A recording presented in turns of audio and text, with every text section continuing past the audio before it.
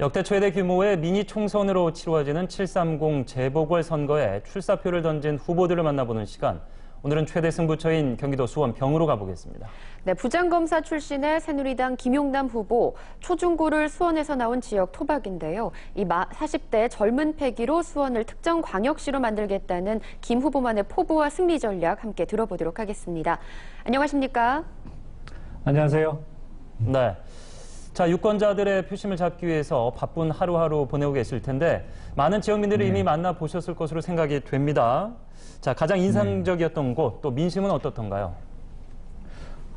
그동안 선거운동을 하면서 전통시장 그리고 출근길에 시민들께 인사를 드리고 경로당과 주택 인근 상가 등을 두루 돌아다녔습니다. 만나면서 느낀 저희 시민들의 반응은 역시 이 지역의 발전, 장기적인 계획을 가진 후보가 국회의원으로 선출이 돼야 지역 발전과 주민들의 그 생활 향상의 그 수준이 높아질 수 있다. 이렇게 생각하고 계신 것을 알 수 있었습니다. 네. 장기적인 계획이 필요하다. 현재는 이제 정치 신인이십니다. 수원지검 부장검사 출신의 변호사시고 정치의 뜻을 두고 선거에 나서게 된 일단 계기와 이유가 상당히 궁금하거든요. 네, 제가 그 법조인 출신입니다. 그런데 제가 생각하기에 우리나라의 가장 그 근본적이고 시급한 문제는 이 법과 원칙이 제대로 지켜지지 않고 있다는 것입니다. 특히 소위 그 사회 지도층 내에서 이것이 지켜지지 않고 있는데 정치는 무엇보다도 국가 운영의 틀과 방향을 정하는 매우 중요한 일입니다. 그리고 누군가는 꼭 해야 될 일이고 그 국가 운영의 방향을 그 준법 의식이나 준법 문화가 확산되는 것, 특히 좀 힘있고 많이 가진 사람들로 하여금 반드시 그 규칙과 원칙을 지켜야 된다라는 이런 의식이 확산되는데 앞장서겠다고 제가 국회의원이 되면 저부터 앞장서겠다는 마음으로 정치에 입문하게 되었습니다. 네. 이 수원에서 나고 자란 토박이란 점을 강조하고 계신데 경쟁 후보자 역시 경기도지사를 지낸 만큼 수원에 대해서 잘 알고 있을 것으로 압니다. 자, 상대 후보를 압도할 수 있는 강점은 무엇이라고 생각하시는지요? 가장 중요한 상대 후보이신 손 후보님이 경기도지사를 지낸 것은 틀림없는 사실입니다. 다만 경기도지사를 마친 이후에 그 이후에 8년 동안의 좀 행적이 시민들께서 보시기에 이해하기 어려운 측면이 많이 있습니다. 바로 2007년도에는 몸담고 있던 당시 한나라당을 탈당을 해서 당을 옮기셨고 또 국회의원으로서 출마하면서 지역구도 서울 종로 그리고 2011년도에는 분당 그리고 이번엔 또 수원 병지역으로 최근 8년 동안만 해도 세 번째로 지금 선거구를 옮기셨는데 이것이 과연 경기도지사를 지내셨다고는 하지만 우리 수원 병지역에 대한 얼마나 깊은 이해와 애정을 갖고 있는지가 의문이고요. 저는 반면에 수원에서 나고 자란 것뿐만 아니라 향후에도 계속 수원을 지키고 이곳에서 살아갈 사람이기 때문에 이 지역에 대한 충분한 이해와 애정을 갖고 있는 것이 무엇보다도 상대 후보에 대한 강점이다. 이렇게 말씀을 드리고 싶습니다. 네. 자, 그러면 이제 공약들을 하나씩 살펴볼 텐데요. 이 첫 번째 공약 역시 애정에서 나온 것이 아닌가 싶습니다. 서둔동과 탑동의 공군 비행장 이전, 이 소음 피해를 줄이기 위해서 대체 부지를 요구하겠다라고 하셨는데 사실 이곳들이 수원에서 상대적으로 낙후된 곳이기도 하거든요. 어떤 계획들을 갖고 있고 사실 이게 쉬운 계획은 아닐 텐데요. 또 어떤 대책이 있는지 좀 들어보도록 하겠습니다. 그 공군 비행장 이전에 관련해서는 작년에 특별법이 통과가 됐습니다. 근데 그 특별법의 내용을 살펴보면 국방부에서 공군 비행장이 이전에 갈 대체 부지를 선정을 해야 되고요.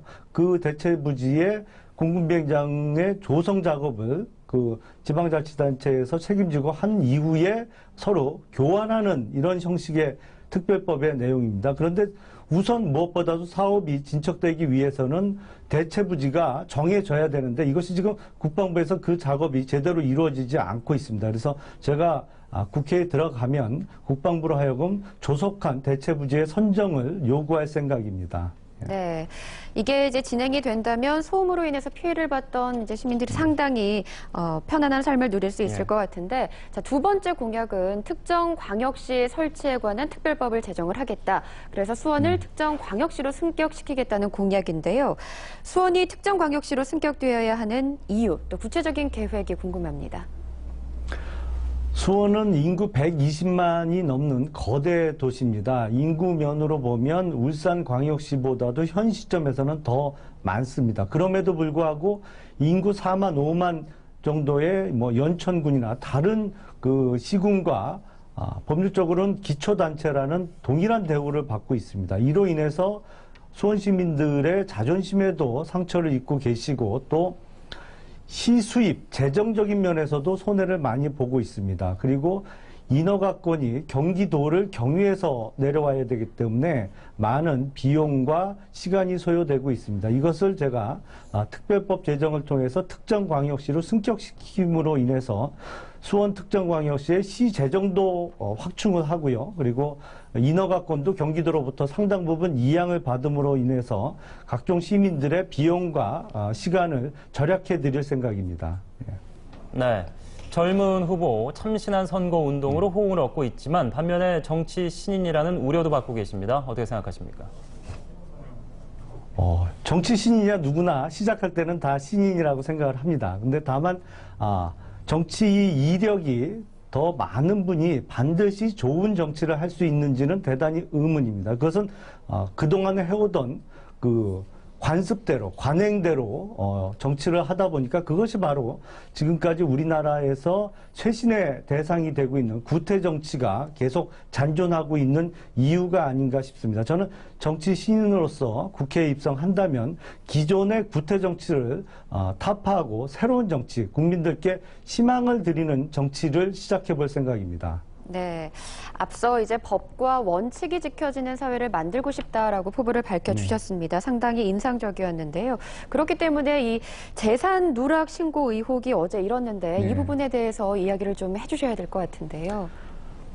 사실은 제가 저희 새누리당의 공천을 7월 9일 날 공천이 확정이 되었습니다. 근데 그 후보 등록 기간이 그 다음 날이 7월 10일이었기 때문에 하루가 안 되는 사이에 준비를 하다 보니까 그 후보 등록에 필요한 서류를 저를 도와주는 후배에게 맡겨놓고 저는 한시라도 빨리 많은 유권자들을 만나 뵙기 위해서 밖으로 이제 그 선거운동을 다녔습니다. 그러다 보니까 선관위에 제출하기 전에 제가 꼼꼼하게 체크를 했어야 되는데 그 서류 업무를 담당하던 후배가 2012년 당시에 총선 때 그 제출했던 서류를 그대로 보고 그것을 참조로 해서 작성을 하다 보니까 지난 2년 동안의 그 내용이 누락된 부분이 있었습니다. 근데 그걸 미처 발견하지 못하다가 어제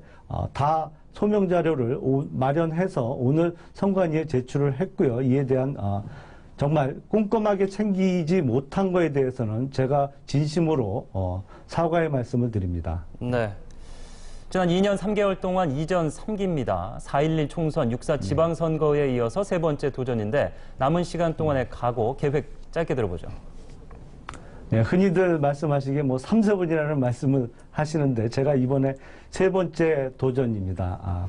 두 번의 실패를 경험하면서 뼈저리게 많이 느꼈고 제가 어떤 면이 부족한지를 알 수가 있었습니다. 이번이 세 번째 시민들의 마음을 얻고자 도전하는 계기인데요. 보다 낮은 자세로 시민들을 섬긴다는 마음으로 저의 부족한 점을 충분히 깨닫고 저의 앞으로의 포부나 계획을 최대한 시민들께 많이 알려드리고 해서 시민들의 마음을 얻고자 할 생각입니다. 네. 자, 그럼 마지막으로 수원 시민들 또 시청하고 계실 OBS 시청자 여러분께 앞으로의 각오 한 말씀 부탁드립니다. 사랑하는 우리 팔달 구민 그리고 서둔동 탑동 주민 여러분 그리고 OBS 시청자 여러분, 저는 수원에서 나고 자랐고 앞으로도 계속 수원을 지켜갈 사람입니다. 저는 선거를 위해서 수원에 내려온 후보가 아닙니다. 저는 수원을 위해서 선거에 나선 사람입니다. 저는 그동안 많이 배우고 노력해 왔습니다. 젊은 사람, 저 김용남에게 고향을 위해서 그리고 사랑하는 우리 수원 시민들을 위해서 저의 모든 것을 쏟아부을 일할 기회를 주시기를 간절히 부탁드립니다. 예. 네. 감사합니다. 수원에 남아서 수원을 지켜가겠다 포부를 밝혀주셨습니다. 김용남 새누리당 후보와 함께했습니다. 오늘 말씀 고맙습니다. 고맙습니다.